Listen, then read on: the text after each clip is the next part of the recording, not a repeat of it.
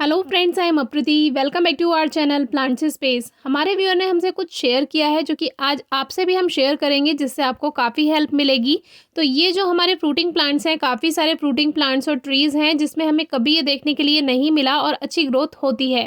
लेकिन हमारे व्यूअर की एक क्वेरी थी और हमारे पेड़ों में ये कभी समस्या नहीं आई, तो उन्होंने कहा कि मैं आपको वीडियो दूंगा, आप उसके बारे में एक वीडियो शेयर कीजिएगा जिससे मुझे भी लाभ होगा और बाकी व्यूअर्स को भी काफ़ी हेल्प मिलेगी।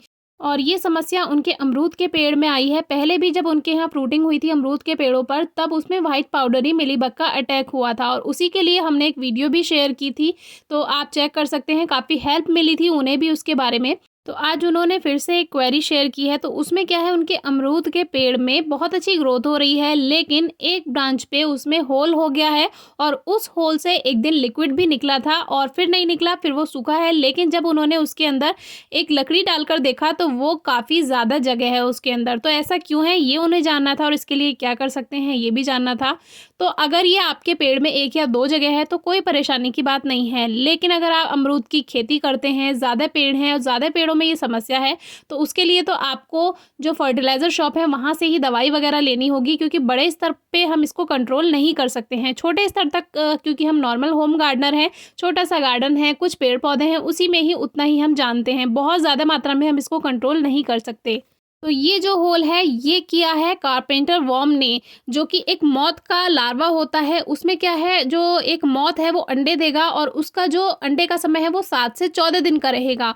लेकिन जब उसमें से छोटा सा लार्वा निकलेगा, वो पेड़ के अंदर ही अंदर पूरा स्टेम हो या ब्रांच हो, लकड़ी को खाता रहेगा और जैसे जैसे खाता रहेगा वैसे वैसे ये लकड़ी को खोखला करता रहेगा। तो आप खुद ही देखिए कितना जगह इसमें अंदर खाली है।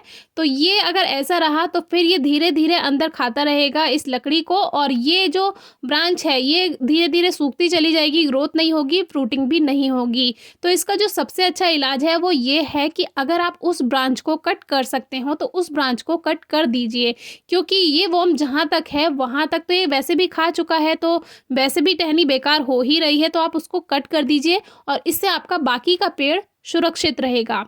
आप बिल्कुल सही बताएं तो देसी तरीके से आप इसको कंट्रोल नहीं कर सकते हैं। वो बात अलग है कि आप नीम के पत्ते क्रश करके इसके अंदर डाल दीजिए या कुछ और देसी तरीके से इसके अंदर आप चिली गार्लिक का पेस्ट डाल दीजिए, लेकिन वही बात है कि ये 100% कारगर नहीं है। 50% चांसेस रह सकते हैं।